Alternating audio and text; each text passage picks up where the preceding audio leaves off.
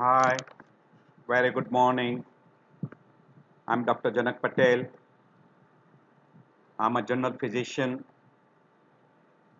Today we'll be talking on one of the very interesting topic, which again you will see very frequently a person will come to you with a laboratory report or you have asked for liver function test and he comes to you with a report and you should be aware of when to ask, what to ask and how to interpret and how you can correlate with the disease what the person is suffering from regarding a liver disorders. So we usually mention liver function test. Another word which is very commonly utilized is liver chemistry test. Ideally it should be a chemistry test, but we always mention liver function test. So that is the common term which is being utilized. We'll be discussing under introduction, indications, functions, then function tests, interpretation, investigations, and differential diagnosis. You know very well your liver is the largest organ which is there in the right upper quadrant. It weighs about 3 to 5 pounds and there are more than 500 chemical reactions which are going on in liver. That is synthesis, metabolism, detoxifications and many more.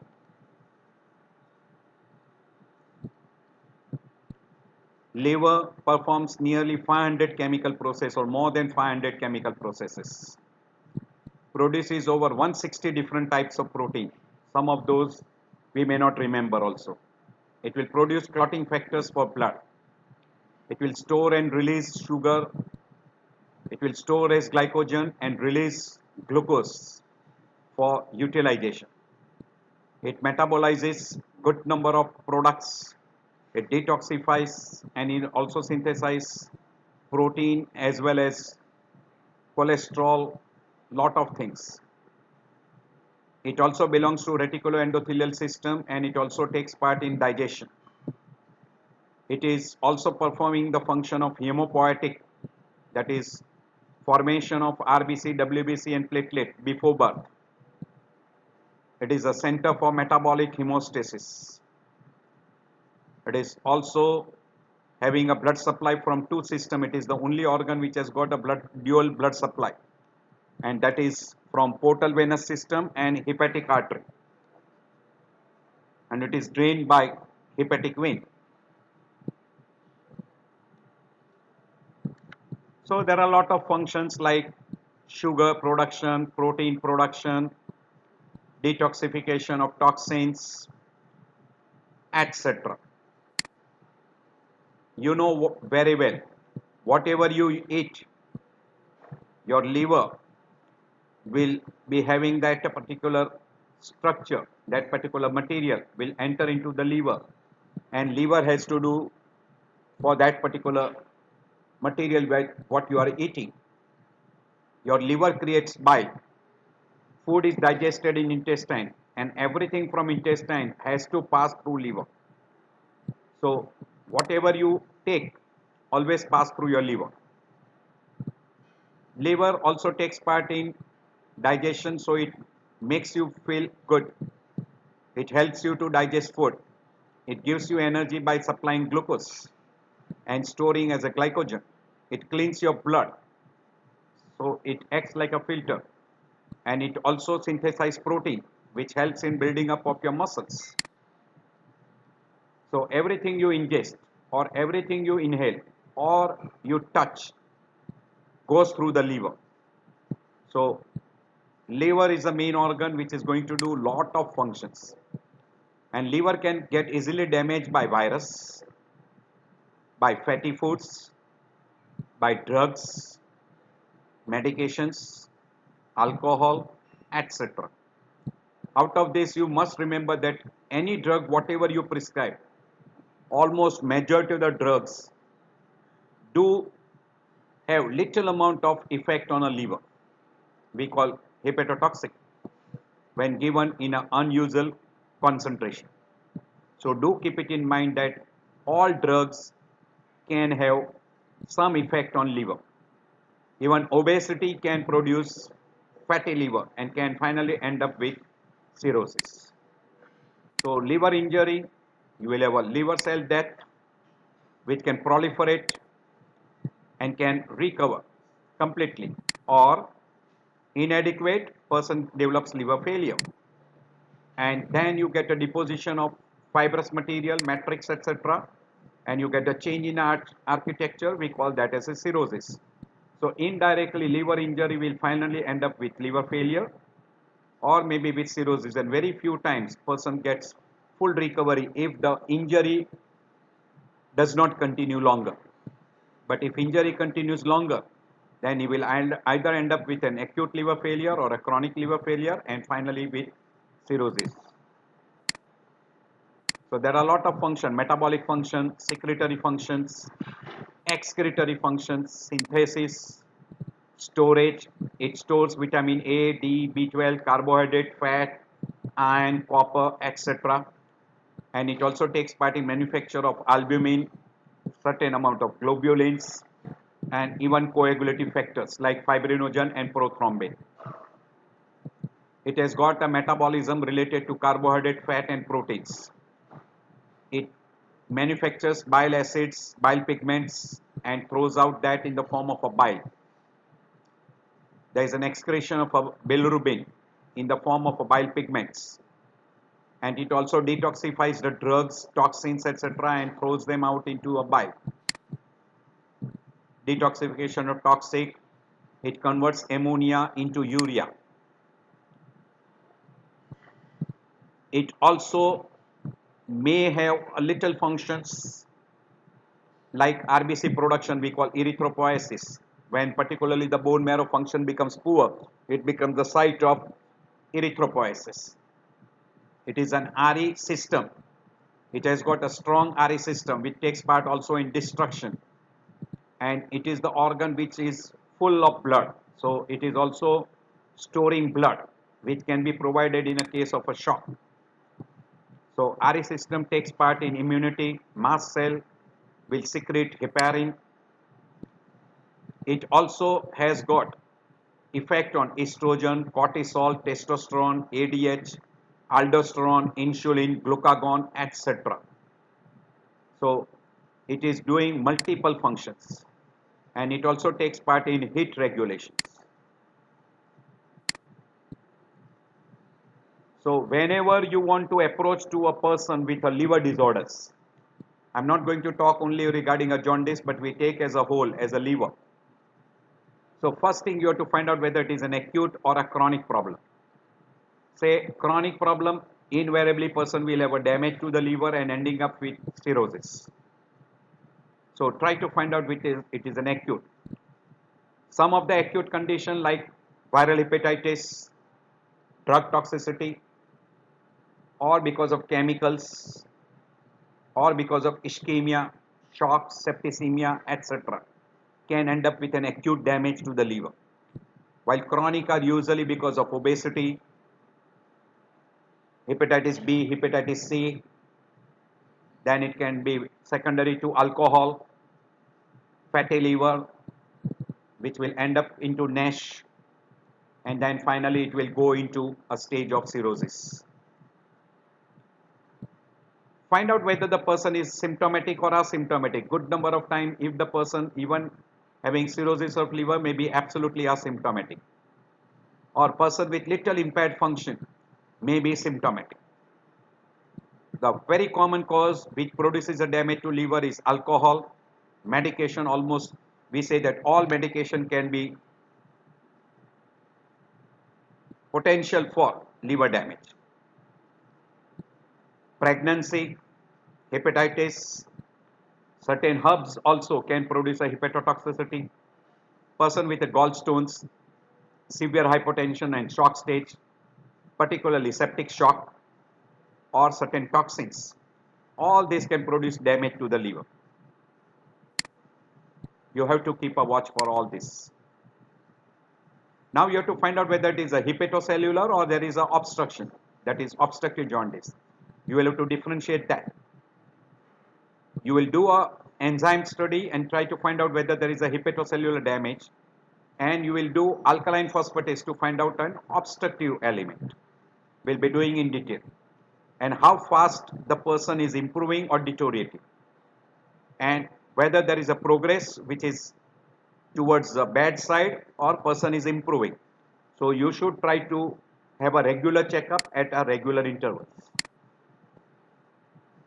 So history becomes very important and examinations becomes very important to find out all those things, whether it is acute chronic, whether it is progressive, whether it is obstructive, non-obstructive, or whether it is hepatocellular, or it is obstructive, etc. So ask a history of patient symptoms, risk factors, concomitant conditions, medications what he has taken or is exposed to any hepatotoxins, and on examination look at the body structures, splenomegaly, ascites, cutaneous stigmata or stigmata of a chronic liver failure, etc.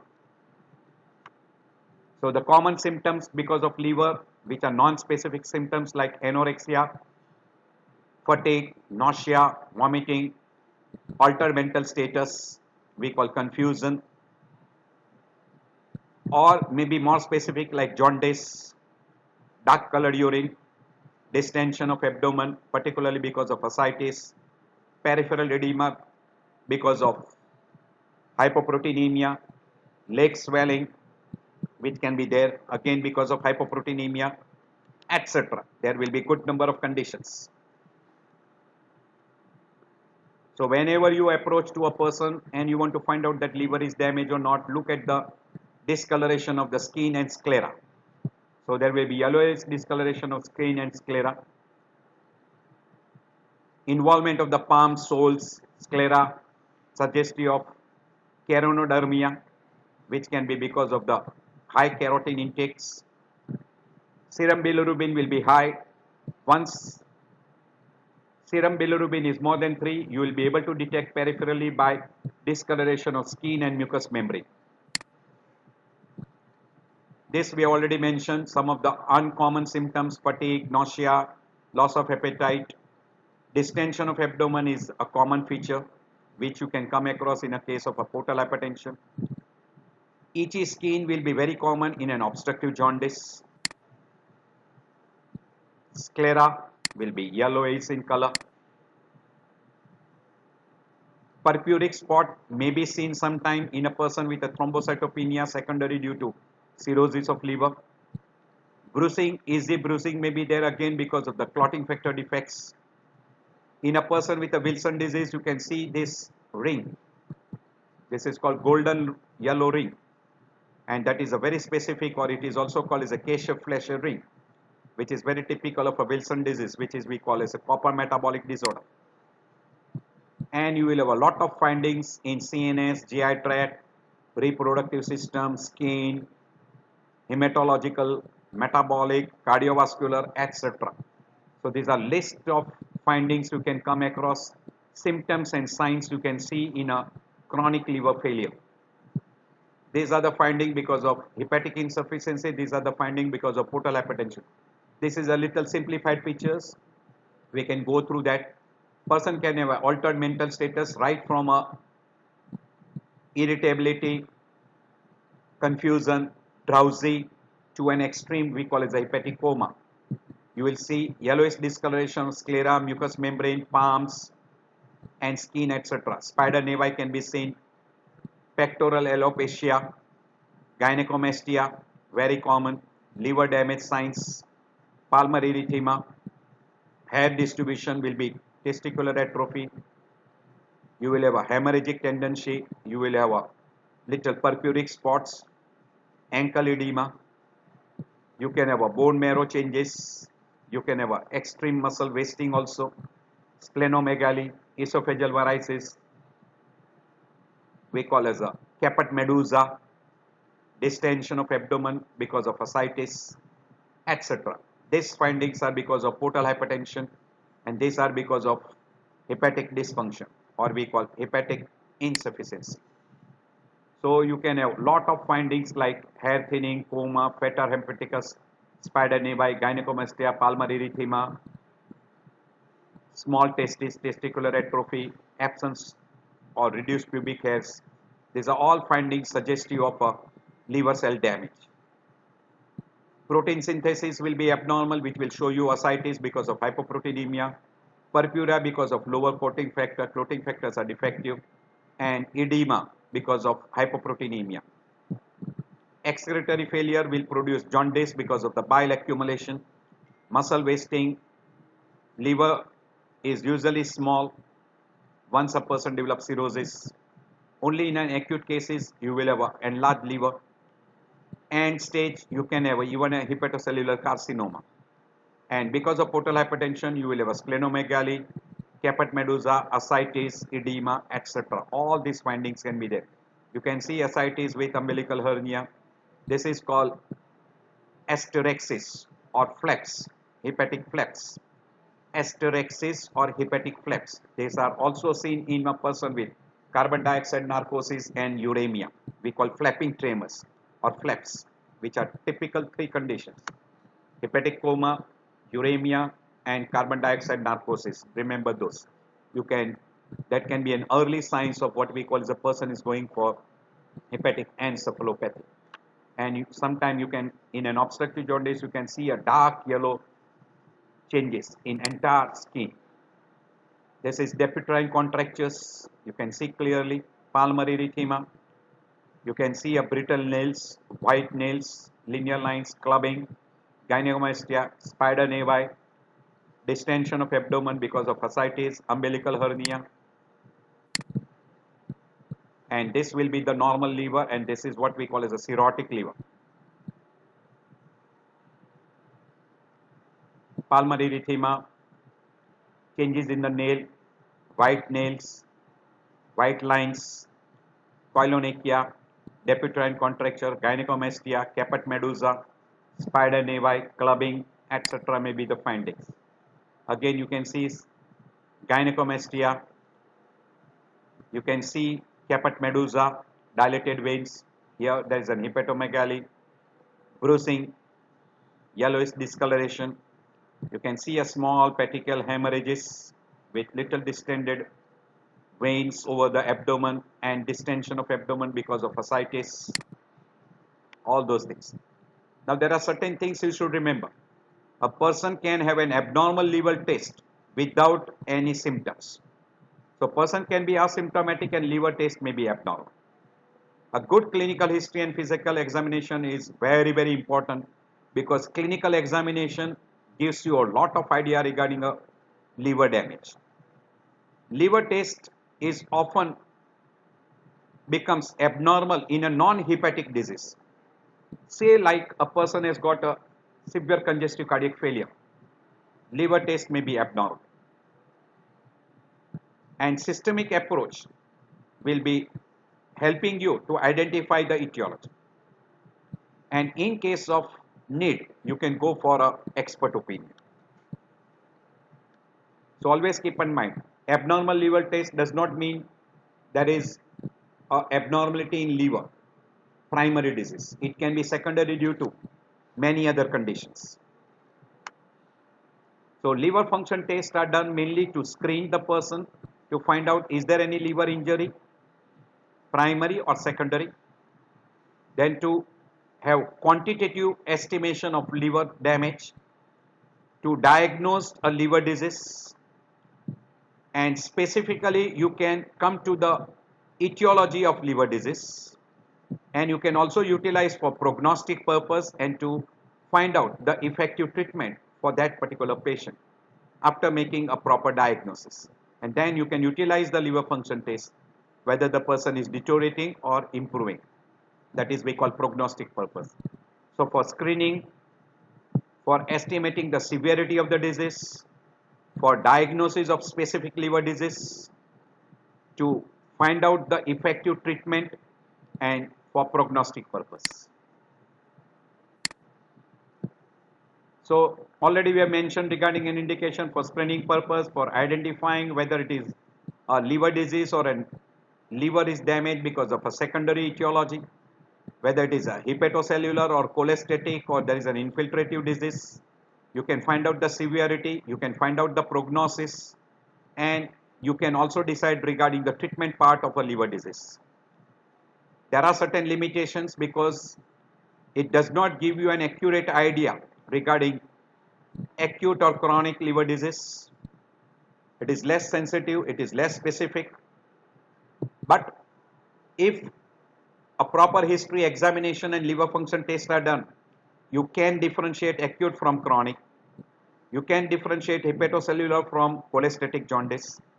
You can also identify the liver cell etiology, liver cell damage because of what? Either it is a viral etiology or alcoholic liver damage, etc. And you can find out also whether it is a cirrhotic or a non-cirrhotic. Because once there is an cirrhosis means it is a chronic liver damage, and a person who does not have much amount of histopathological changes in a liver cell has got a better prognosis than the person who has got already a cirrhosis, because cirrhosis is nearly irreversible changes. And there are a lot of other functions which are being done: prothrombin time, INR, markers for hepatitis B, C, and also for A, ceruloplasmin, immunoglobulin levels. You can go for a fatty levels like triglyceride and cholesterol. You can do an HbA1c study, ferritin in a case of a iron deficiency or a storage disorders. You can also do the tumor markers. These are done in a specific conditions. These are done in a specific condition depending upon your clinical suspicion and clinical differential diagnosis. But liver function test does not give you any idea regarding which test to be given. Additional tests which helps you to come to the diagnosis of liver disease are CT scan, MRI scan, ERCP, oral or IV cholangiography, ultrasounds, FNAC, to find out the histopathological diagnosis of liver damage.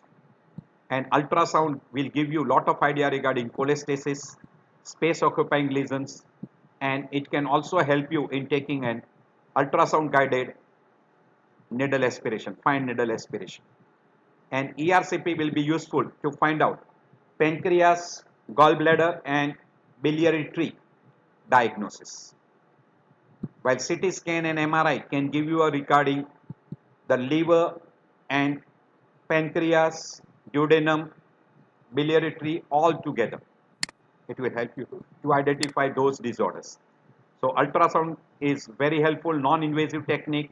An expert can give you a lot of conditions which can be diagnosed by doing a good ultrasound, plus relatively cheap. Because advantages are non-ionizing radiation, it can be portable also, you can have a multiple plane, and you can utilize for biopsy also. Limitations: you require an expert, patient's cooperation, interpretation should be good by an expert, and sometimes it does not give you the exact idea regarding intraductal stones. Particularly, this is a little disadvantages. So ultrasound is very useful. Endoscopic ultrasound can be also done. So you put in an endoscope in the esophagus, and through that you can do a study for liver, or through the stomach you can go for an endoscopic ultrasound. CT scan will give you a lot of idea regarding, CT and MRI will give you a lot of idea regarding the good number of conditions, because in an MRI there is no ionizing radiation. You can have a multiple planes. It can give you an anatomy part of it, and functional spectroscopic analysis can be also done in an MRI. ERCP, I've told you that it will be helpful to study the biliary tree, pancreas, and gallbladder. So it will help you to identify the disorders of those. While liver biopsy, either by transcutaneous, or you do a transcutaneous with the help of the either ultrasound or with CT guided biopsy, and that will give you histopathological diagnosis. And sometimes you can do even a biochemical assay like in a storage disorders. So to identify whether it is a normal liver or it is a cirrhotic or a non-cirrhotic liver, liver biopsy will be very helpful. This is one slide you can go at your leisure. This is in detail all the different functions of liver and what are the different tests you can go for. This is secretory function, these are excretory function, these are metabolic function, these are synthetic functions, detoxification and enzymes. So you can go through your at leisure times. These are all mentioned in detail, but we don't do all these investigations in a liver function test. These are all the classification of a liver function test, which can be based on bile pigments, carbohydrate metabolism, plasma proteins, lipids, detoxification, then excretory function, prothrombin times, amino acid catabolism, drug metabolism, enzymes activity, etc. But the commonest which is done in almost every patient is bile pigment and enzyme studies. We can classify them into many different varieties. We call excretory function, serum enzymes, synthetic functions, metabolic capacity, detoxification, etc. Out of these, the most common is bile pigment, bile salts examination we do. We do enzyme studies, prothrombin time, serum albumin, globulin ratio, INR. Usually we don't go for a metabolic capacity, but you can have blood sugar level. You can estimate the ammonia level and urea level in blood. That will give you detoxification capacity of a liver, affected, not affected. So these are all the different functions: secretory function, detoxification, storage functions, enzymes, blood coagulative factors, excretory function again, metabolic function like glucose and blood formations. All those are the different functions. Some are done in a selective conditions. We usually put them into different groups. One of the most common group which we do the most common function is bilirubin. That is we call as a bilirubin synthesis. So this is the most common function which is being done, and this will be affected in almost majority of all liver disease. So you try to estimate total bilirubin, and out of that total conjugated and unconjugated, or we call direct and indirect bilirubin, and further helped by urine examination for bile salt, bile pigment and urobilinogens. This is the main preliminary test which should be done. Then second test what is being done is synthetic function, total protein, albumin, Ag ratio, prothrombin time, cholesterol levels. And along with prothrombin we go for INR. And this is usually being affected in a late stages. So this is a usually function will be abnormal in a chronic liver disease rather than an acute liver disease. And it will be affected after few weeks of a liver damage, not in an early stage. That the third group of function we do is an enzymes level. And enzymes we divide into two groups we call as a for hepatocellular injury and for obstructions. So for hepatocellular injury we call ALT or we call SGPT, and AST we call SGOT. While for obstructive jaundice or we call obstruction element, alkaline phosphatase, GGT or we call gamma glutamyl transferase, or also there is another we call the 5 nucleotidase, 5-NT nucleotidase. So these are the enzyme studies which are being done. So the most common first thing we do is a serum bilirubin with hepatocellular injury. If clinical you are suspecting obstructive, you can go for even alkaline phosphatase level. And then comes the fifth group we call as a metabolic capacity, in which we do blood ammonia level, blood urea level, and you go for the GTT test and you go for the glucose levels in blood. And excretory function usually they are not done. It is called bromsulfathalin excretory test, etc. So these are the different tests which are being done. Hippuric acid, etc. Mainly we go for the three groups: liver dysfunction by means of a serum bilirubin and urinary test. In serum bilirubin, total, direct, indirect. In urine, bile salt, bile pigment and urobilinogen. And proteins, albumin globulin ratio and with prothrombin time with INR. And in extreme cases, if you want to find out the coagulative factor disorders, you go for a fibrinogen level and prothrombin times. Ammonia, blood urea and random blood sugar are done to find out the metabolic functions, detoxification functions. This is for detoxification function and this is for finding out the glycogen storage, etc. Hepatocellular damage, we do mainly the two tests we call SGPT, that is ALT, and SGOT, that is AST, while cholestatic ALP, GGT and 5-NT. So again same, hepatocyte integrity, excretory functions,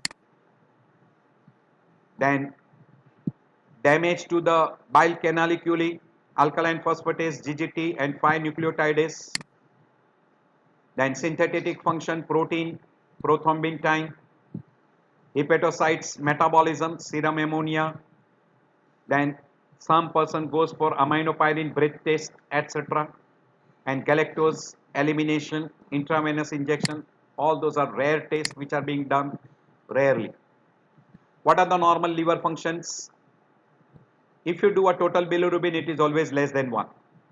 Conjugated is less than 0.3. We call direct bilirubin. Direct bilirubin is always less, indirect is high.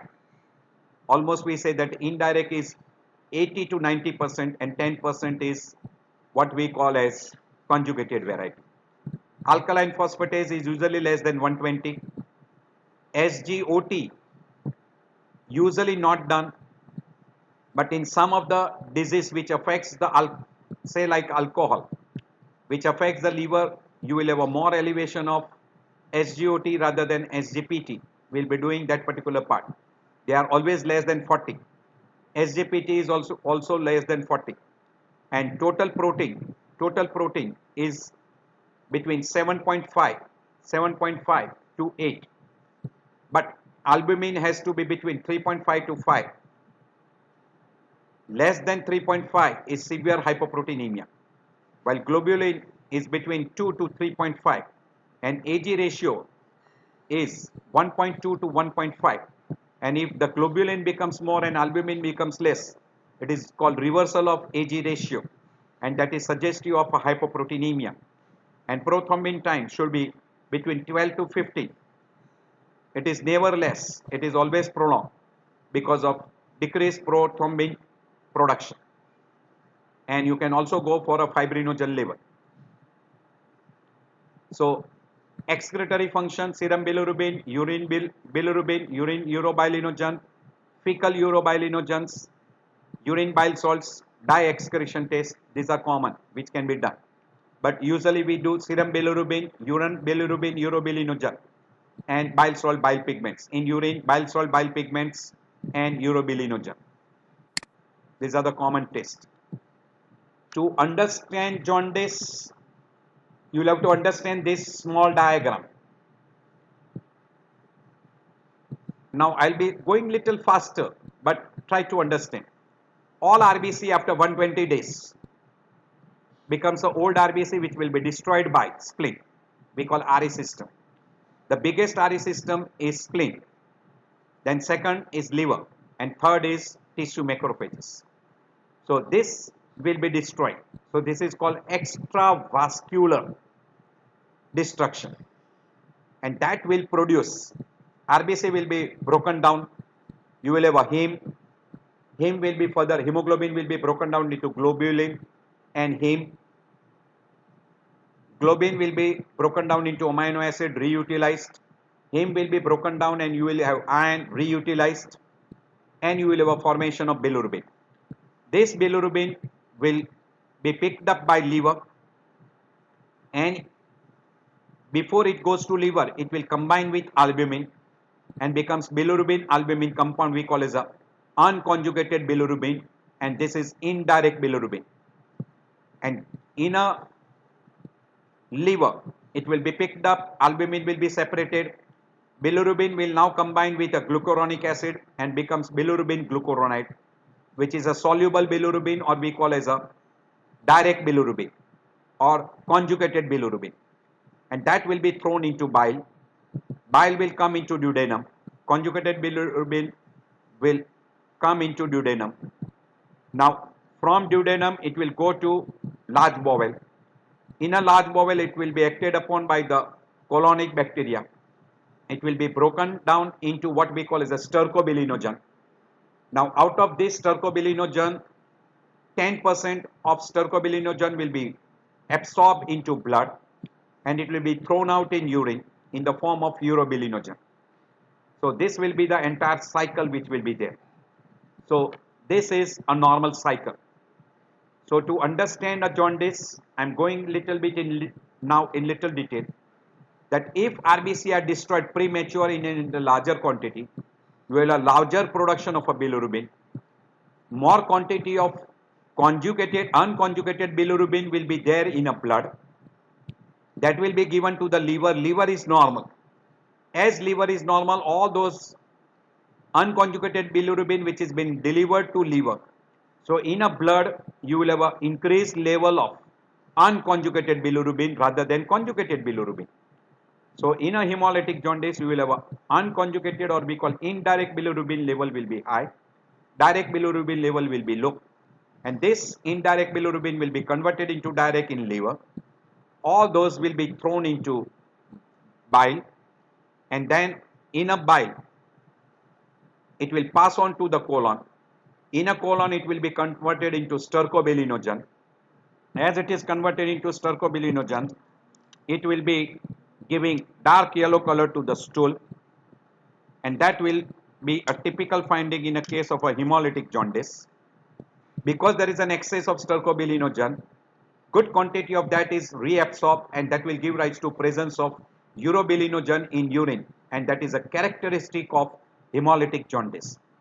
So increase indirect bilirubin, dark colored stool, and increase quantity of urobilinogen in urine and increased stercobilinogen in stool are a finding in a case of a hemolytic jaundice.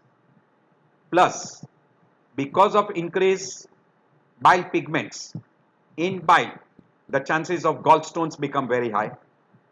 Once there is a pigmentary stones, the chances of cholecystitis and infections becomes very, very high. So these are the presentation. And because of destruction of an RBC, excessive destruction of RBC, person will develop anemia.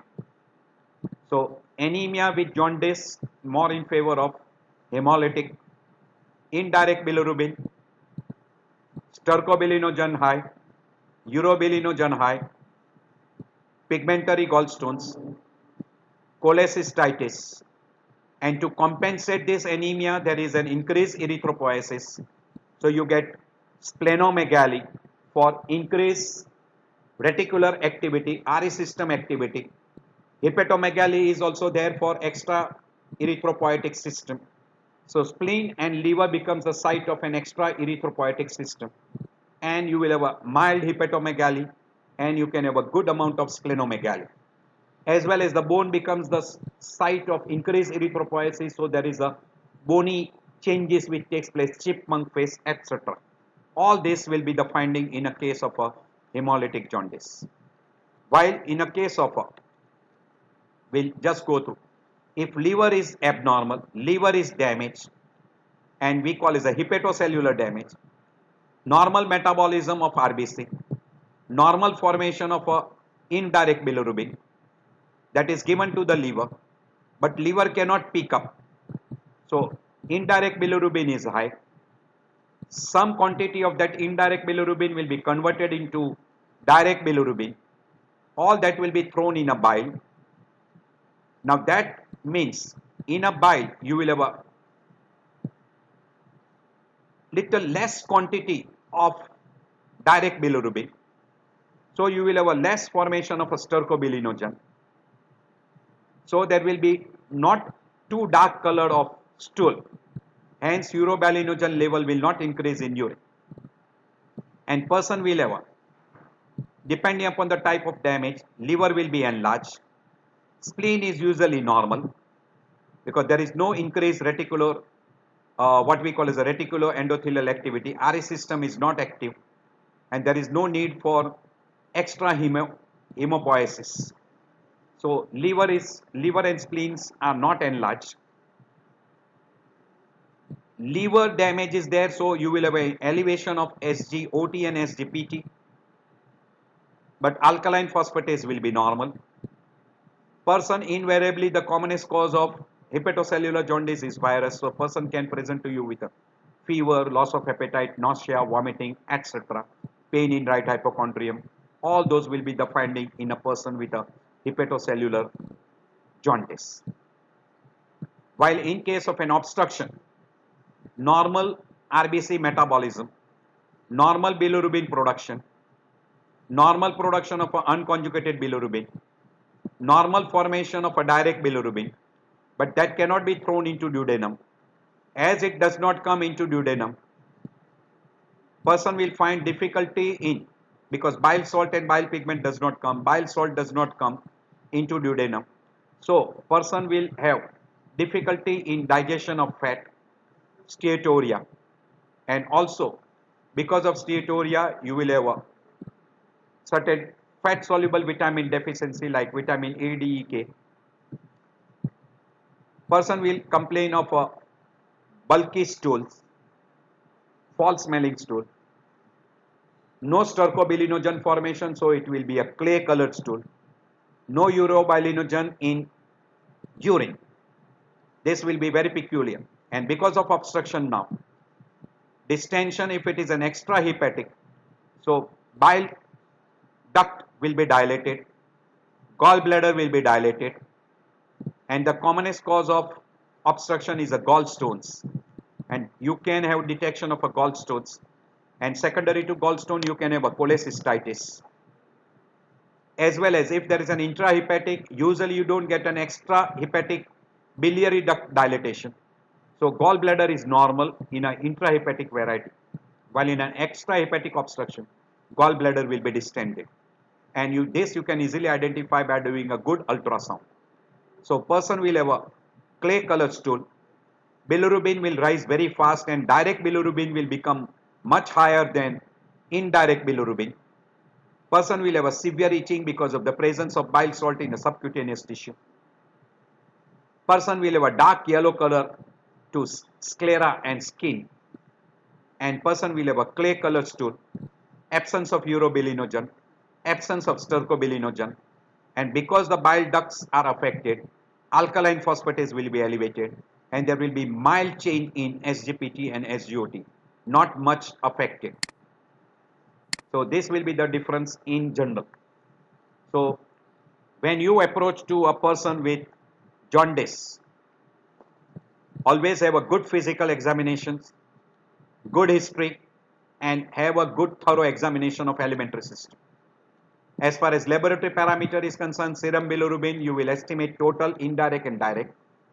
Then you will go for, if indirect is high, then suspect hemolytic, in which you will have a SGPT normal, and if SGPT is normal, it is more in favor of hemolytic, and in that LDH level will be elevated and heptoglobin level will be low. So normal hemoglobin will be less in favor of hemolytic. So person who has got normal hemoglobin, normal LDH, normal retic count, normal heptoglobins, and electrophoresis, it rules out hemolytic. Indirectly, if you are suspecting hemolytic, person who is having a hepatomegaly, splenomegaly, mild jaundice, recurrent episodes, increased level of indirect bilirubin, ALT normal, hemoglobin is low, LDH is elevated, retic count more than 2.5%, heptoglobin is low, then go for electrophoresis to find out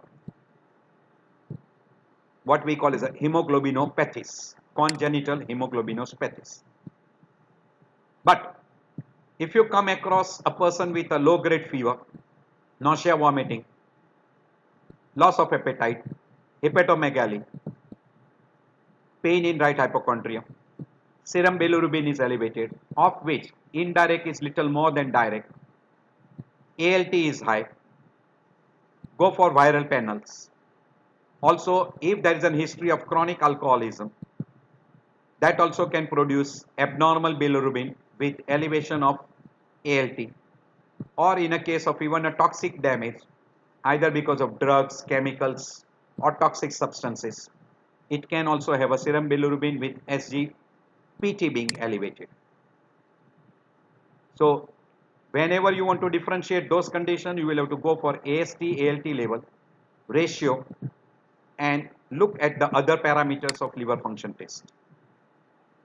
If direct is markedly elevated, person is having a dark yellow color of the sclera and skin, severe itching, ALT is just marginally elevated, then go for ALP, alkaline phosphatase, or GGT or 5-NT, and alkaline phosphatase will be markedly elevated.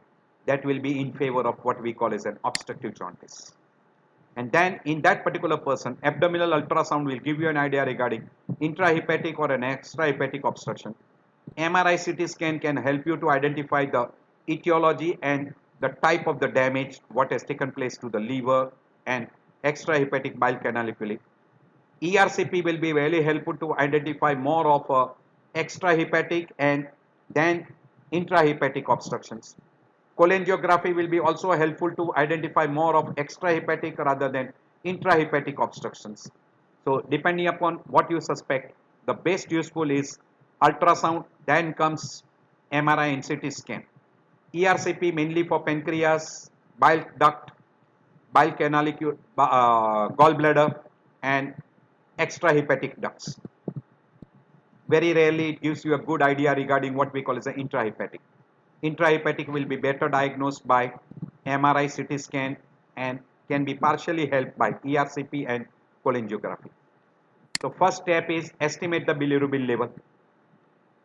Normal person, less than 1 milligram. If more than 1 milligram, abnormal. Now look at what is being elevated.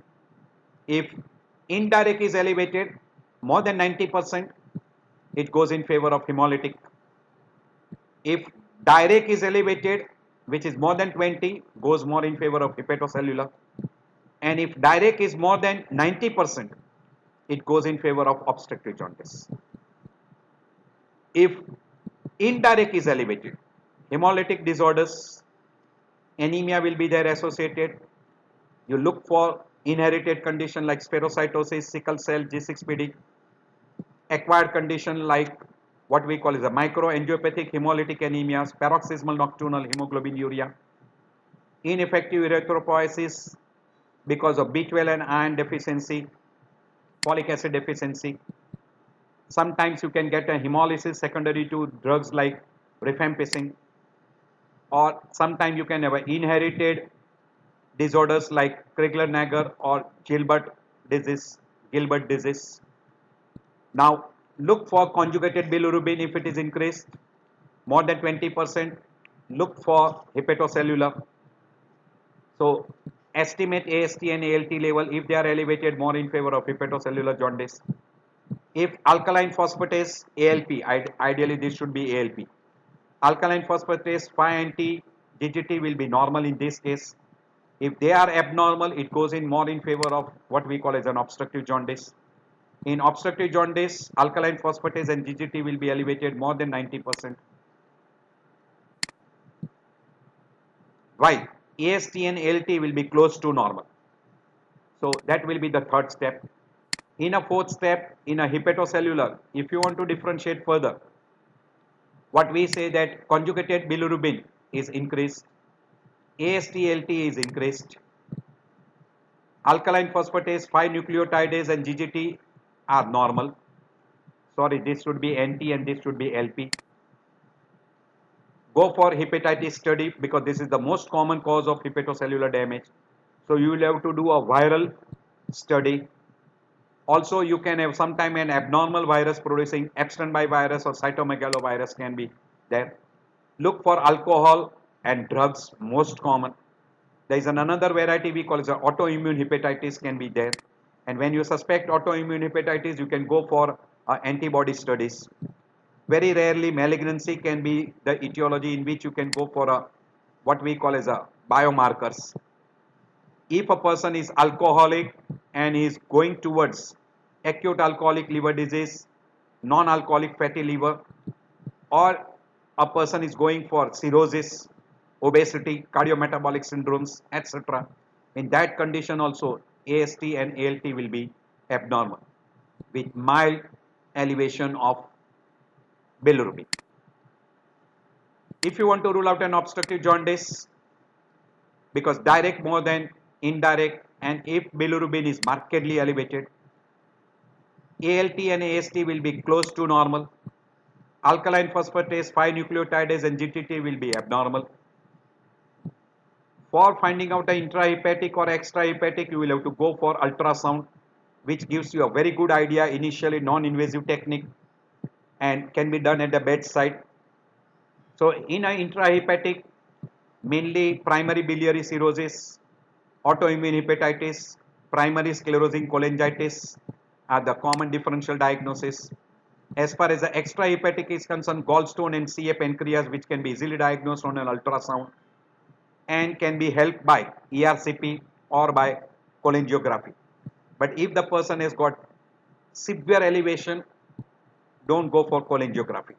MRI and CT scan can be another investigation. ERCP, sometimes it is very beneficial in a case of therapeutic purpose also. If you remove the gallstone which is obstructing at the ampulla, or if you dilate the ampulla, you can help in obstructive jaundice even if the person has got CA pancreas. It will be palliative part. So try to look for that particular condition. There is one law called as a Kurweiser law, which says that in a case of an obstructive jaundice, if gallbladder is palpable, it is unlikely to be due to stone, because stone will produce recurrent cholecystitis, and because of recurrent cholecystitis, gallbladder will be fibrosed and shrunken. So if a gallbladder is palpable, it is less likely to be recurrent cholecystitis leading to fibrosis. But if in presence of gallstones, gallbladder is not dilated and gallbladder is shrunken, it is called Kurweiser law. So that is because of the recurrent cholecystitis secondary due to gallstone giving rise to shrunken fibrosed gallbladder. This is a difference between hemolytic, hepatocellular and obstructive jaundice, which is main important part of this particular lecture. Definition wise, you know very well, hemolytic means RBC hemolysis, hepatocellular is liver cell damage, obstruction is because of either intrahepatic or an extrahepatic. Here the spelling is little long, correct it. So obstruction. Etiology, hemolytic anemia. This is very commonly viral hepatitis, or we call as a toxic damage or fatty liver. And in obstruction, the most common is gallstone, CA pancreas, or because of intrahepatic obstruction, primary biliary cirrhosis. Onset, usually in hemolytic, is sudden onset and repeat episodes. Hepatocellular usually is sudden onset in viral A. In B and C, it can be slow onset. While in obstructive, always it is a gradually progressive. Jaundice is mild in hemolytic. In hepatocellular, mild and can become a deep. While in obstructive, usually it is a deep jaundice. Itching is not seen in hemolytic, not in hepatocellular, it is always present in obstructive. Appetite is in hemolytic is usually normal, while in hepatocellular and obstructive it is reduced. Nausea, vomiting is more common in hepatocellular. Loss of weight is more common in obstructive jaundice, very common in CA pancreas. Fever is more common in hepatocellular, and it can be there if person has developed acute cholecystitis. Urine will be dark colored in case of hemolytic. Again, it will be little light yellow color to dark color in case of hepatocellular. But in a case of an obstructive, always it will be a clay colored stool. Liver will be mildly enlarged and splenomegaly will be there. While in case of hepatocellular, spleen will be normal, liver may be mild to moderate enlargement. In an extrahepatic obstruction, usually liver will get mild to moderate enlargement, spleen will be normal. Itching mark will be common with obstructive jaundice, anemia will be more common with hemolytic, may be seen in a cancerous condition in an obstructive jaundice. Gallbladder will be affected if there is a gallstone formation, pigmentary gallstone followed by a cholecystitis. While in an obstructive jaundice, because of a gallstone, you can have a gallbladder distended. But if it is a chronic condition, you can have a fibrosis leading to a shrunken gallbladder. Murphy's sign will be more commonly seen in a obstructive jaundice rather than in a case of a hemolytic variety. Xanthelasma will be more common in an obstructive jaundice. Face, chipmunk face will be there, while in a case of an obstructive jaundice in a malignancy, it will be emaciated. Spleen will be light yellow color. In hepatocellular, yellow to a dark yellow color, while in an obstructive jaundice, greenish yellow it is called. Steatorrhea will be more common in an obstructive jaundice. If you go for a laboratory investigation, total bilirubin will be markedly elevated in a hepatic, and in case of a post-hepatic, we call as an obstructive jaundice. Conjugated bilirubin will be very high, more in obstructive as compared to hepatic, but in a late stage of hepatic, even direct will be elevated. Indirect will be more in case of a prehepatic, and it will be less in case of a obstructive jaundice. Urobilinogen will be markedly elevated in case of a hemolytic, may be slightly elevated in a case of a hepatic, but not much elevated, while it will be negative in case of a classical obstructive jaundice. Urine color is a dark colored in case of a hepatic more, while also it will be a dark colored in case of a obstructive jaundice. Stool color will be clay colored in case of a obstructive. Stercobilinogen will be absent in stool, while it will be present in case of a hemolytic, and also it may be present in a case of a hepatic. Alkaline phosphatase will be elevated in a obstructive, while SGOT, SGPT will be elevated in case of a hepatic, while alkaline phosphatase, SGOT, SGPT all will be normal. LTH will be elevated in hepatocellular, in a hemolytic, and you will have a heptoglobin reduce. So splenomegaly is more common in a hemolytic rather than in a case of a obstructive jaundice. So these are all those pictures which we have already discussed. Then ERCP, CT, MRI, cholangiography, ultrasound will give you a more idea in an obstructive jaundice, and also it will give you a good idea in case of a gallstone detections. This is the algorithm what we have discussed. You can utilize for approach to a person. This is a difference between all the three regarding SGOT, SGPT, alkaline phosphatase, bilirubin, prothrombin time, and albumin. Prothrombin time will be much affected in an obstructive, and hepatocellular not affected in a hemolytic. Albumin will be much affected in a case of a hepatocellular and in a biliary. So these are abnormal tests which we will be discussing further.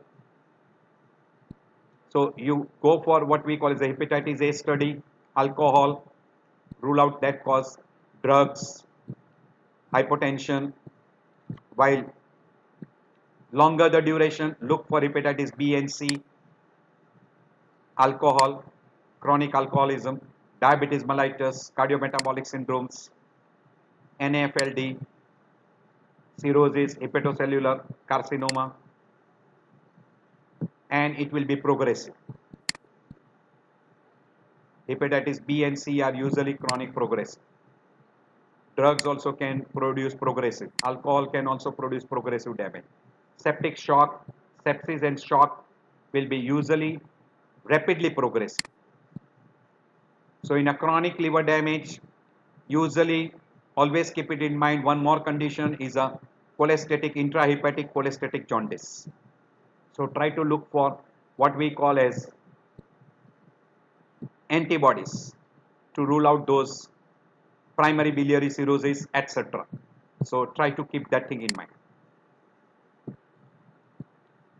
So these are those autoimmune markers. AMA in case of a primary biliary cirrhosis, and in a primary sclerosing cholangitis, ANA, ASMA and ANCA. So those are very important. And in a suspected case of autoimmune hepatitis, this also will be positive. But you will have additional anti-LKM will be positive. Very simple thing, in a short, SGPT will be markedly elevated in a hepatocellular. It will be normal in case of a hemolytic. It will be near normal in case of obstructive. So SGPT will be elevated in a hepatocellular, normal in hemolytic, and usually close to normal in case of a obstructive.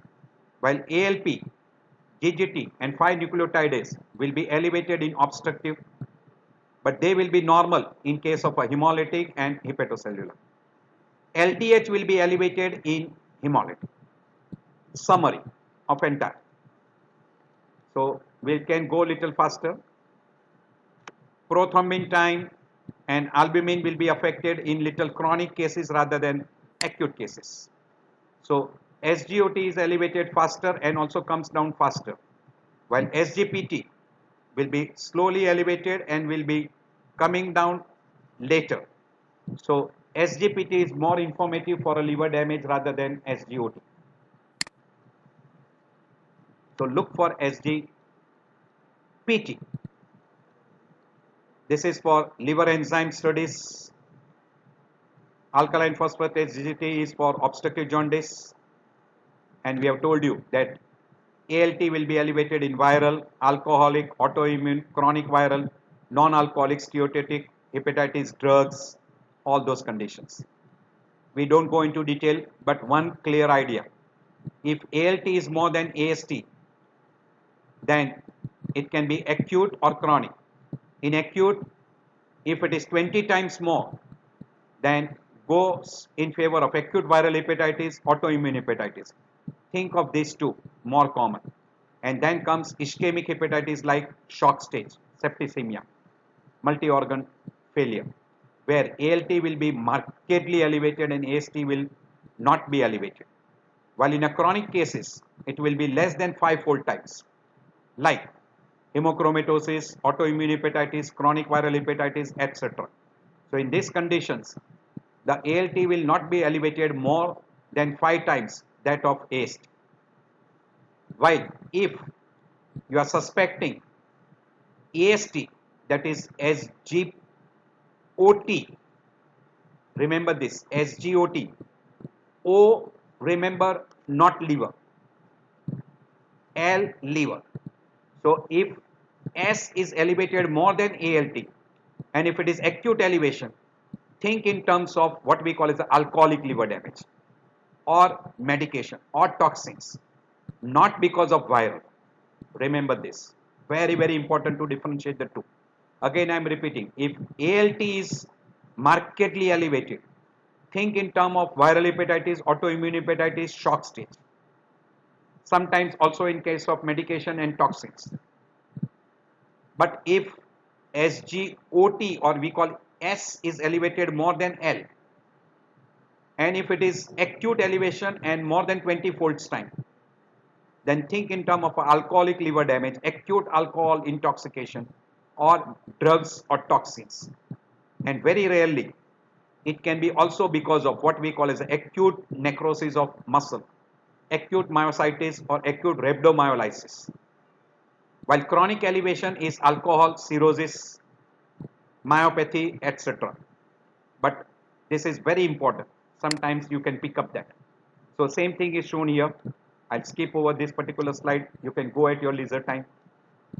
So same thing shown. These are the study we call marker studies for viral hepatitis A. This is for viral hepatitis B. This is for C. This is for E. So you will have to undergo these different studies, IgG, IgM, antibody studies, etc. Depending upon what you are suspecting. in that particular person. Very simple, GGT, 5-NT and alkaline phosphatase will be elevated in an obstructive jaundice. So whenever you are suspecting an obstructive jaundice, go for ultrasound, ERCP, MRI, CT to differentiate between intrahepatic and extrahepatic. Always remember, India is a country where you get lot of cases of tuberculosis and person is on an AKT, and AKT has got lot many drugs which are hepatotoxic. So any person who is on an AKT, and if SGPT or SGOT is elevated, do think in terms of a drug toxicity. So try to look for that. LDH is useful to differentiate hemolytic jaundice from other. So LDH1 will be elevated in the heart and in a hemolytic jaundice, while LDH5 will be elevated in liver disease. So if you do an isoenzyme, LDH1 will be more in favor of heart and hemolytic, while LDH5 will be more in favor of liver disease. So keep that thing in mind. PT and INR will give you an idea regarding what we call as a synthesis of prothrombin. So prothrombin synthesis, synthetic function of liver will be affected as there is a gradual damage, usually in a chronic damage, not in a case of an acute damage. While protein, that is albumin globulin, will be also affected more in a chronic damage rather than an acute damage. So these two will be affected more after a long period rather than in an acute damage. So look at that particular functions. So serum albumin will be low. So these are the protein functions: serum protein, albumin, Ag ratio, serum protein electrophoresis, pre-albumin, pro-collagen level, ceruloplasmin, alpha fetoprotein and alpha antitrypsin. These are all the different things. But usually we look for albumin, Ag ratio only, and at the maximum we look for what we call as a prothrombin synthesis. So look for that albumin globulin ratio. Roughly, if albumin is reduced, globulin is reduced, even cholesterol and TG is reduced and hemoglobin is also reduced, think in terms of a protein malnutrition. In a case of chronic liver damage, what happens is globulin will be elevated, albumin will be reduced. So we will have a Ag ratio reversible in a chronic liver damage and chronic inflammation. And because of a chronic damage, also cholesterol and TG level will also go down. While in a GI tract disorders, that is protein losing enteropathy, you will have a cholesterol and TG will be high and albumin and globulin both will be reduced. So this can help you sometime to identify whether it is liver. In liver, globulin will be elevated and albumin will be reduced. While in a protein malnutrition, either because of GI tract or in a nephrotic syndrome, you will have albumin and globulin both being reduced. But in a case of a nephrotic syndrome, you will have a triglyceride and cholesterol being elevated. So this will be very peculiar as far as a albumin and globulin ratio is concerned. As far as antitrypsin deficiency is concerned, this will be low in a person with a alpha anti-1 trypsin deficiency, which results into cirrhosis.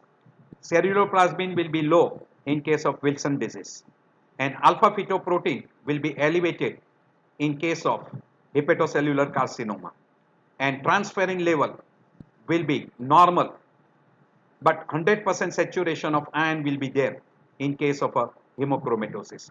So these are some of the additional tests which can be done in a selective condition. So if you are suspecting Wilson disease, you can go for ceruloplasmin, which will be low. If you are suspecting hepatocellular carcinoma, alpha fetoprotein will be elevated. And in a case of a hemochromatosis, iron loads, overload findings will be there. You can go for transferrin level, which will be normal or maybe fully saturated.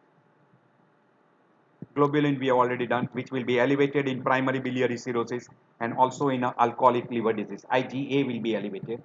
Protein electrophoresis, you can go in a case when you are suspecting immunomediated disorders like autoimmune hepatitis. These are different tests which we already mentioned.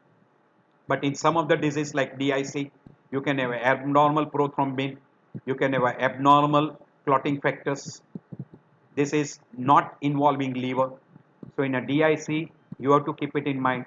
You can have an abnormal liver functions, which is not because of the liver damage, but because of the consumption coagulopathies. So keep that thing in mind. And a person who has got thrombus formation, he will have a D-dimer level being elevated. And patient without fibrinolysis will have a elevated PT, elevated prothrombin time, D-dimer level may not be elevated. So prothrombin time may be abnormal in vitamin K deficiency, massive transfusion, liver disease, person on warfarin, and even in case of DIC. So you have to keep it in mind that prothrombin can be abnormal without any liver damage also.